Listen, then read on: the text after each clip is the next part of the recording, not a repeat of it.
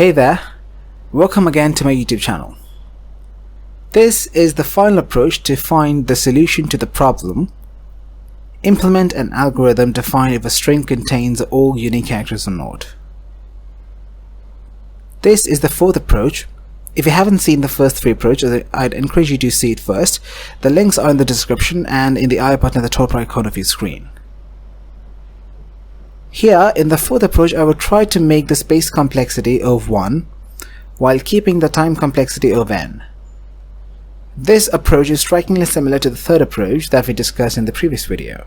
The only difference being, here instead of storing these Boolean values in a list, I would store them as bits, either as 1 or 0 in an integer reference variable. This is a bit tricky technique, but once you understand what is happening, you'll realize it is strikingly similar to the third one. You see, every integer value is stored in 32 bits, something like this. So each black box you see here can hold one of the two values, either a 0 or a 1. The idea is pretty simple. What if I allocate each box, starting from the right, to each letter in the English alphabet? Since there are 26 letters in the English alphabet and we have only 32 bits, this approach would only work on either from uppercase A to Z or the lowercase a to z. So for this demonstration, I'd assume that my string contains only characters from the lowercase a to z. The idea is, as I iterate through a string, let's say A, B, E, Z, I would want to set the rightmost bit to 1 for the lowercase a, the second bit from the right to 1 for lowercase b, the fifth bit from the right to 1 for lowercase e, and the 26th bit from the right to 1 for the lowercase z character. In this approach, instead of maintaining a Boolean list or array, I will maintain an integer called checker and set its value to 0. So that means all the bits initially would be set to 0 in this integer checker. And as I iterate over the string, I find the integer value of the character with respect to lowercase a. Then I will set the bit at that integer value, corresponding to that letter, to 1. Now, if this bit is already set to 1 in the checker, it would mean that this letter must have been already encountered before in the string, so the bitwise AND operation would make the checker greater than 0. I will return false in that case. Else I would update to make the bit to 1 at that index.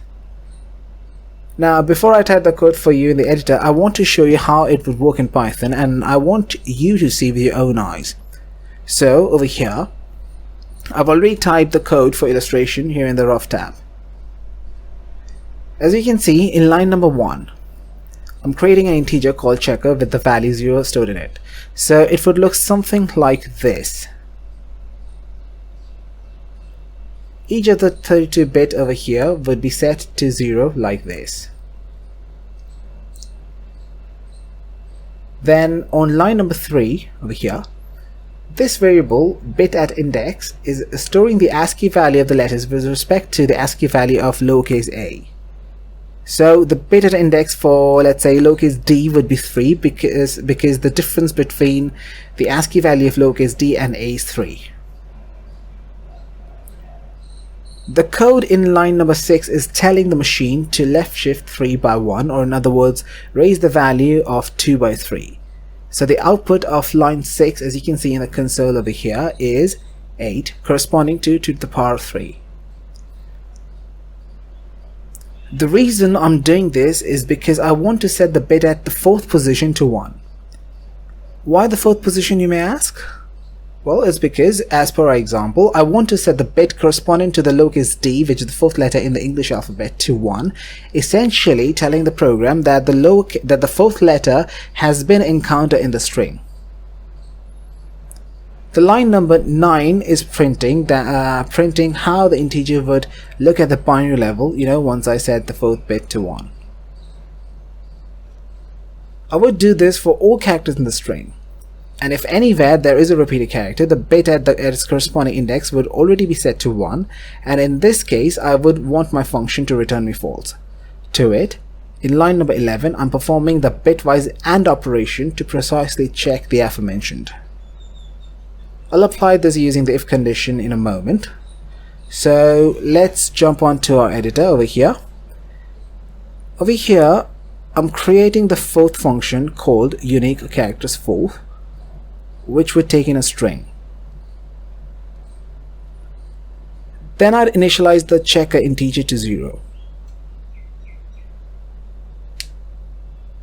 After this, I am creating a for loop to iterate over all the characters in the string like this.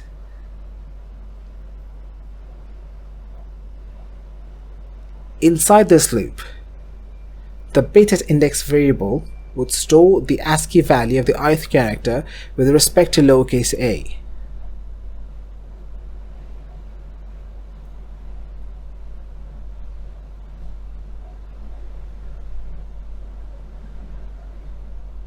Alright, so, and then, alright, perfect. And then I'm writing the condition to check if this ith bit is already set to 1 in the checker or not.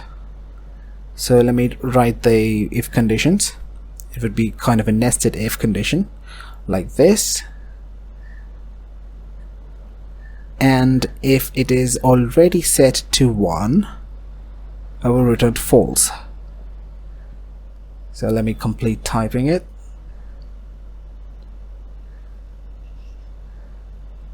Alright, I guess that's good, that's good. Perfect. Otherwise,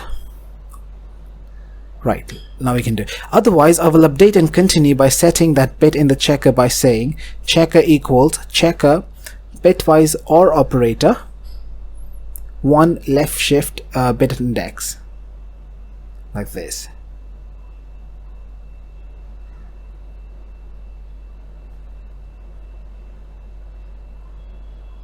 Okay, and at the end, if there are no repeated characters anywhere in the string, I return true. Alright, we are finished with our code. So let's check it by calling the function unique characters for. Hang on, let me change the name. Yeah. So let's execute this. Yeah, very well. It is working. Perfect.